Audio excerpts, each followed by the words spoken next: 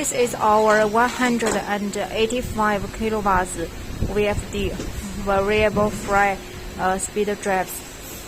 And today we are making the assembly, and we can see the inside. It is almost finished, and you can see the internal parts. This is for the input, and this is for the output. And this board is the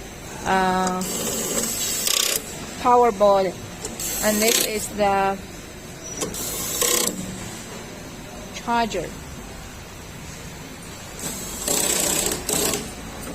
Here the board is the drive board, and there are many HBTs below here.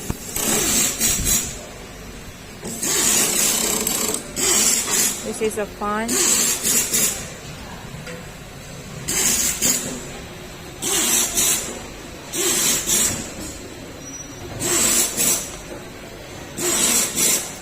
I'm making the connection.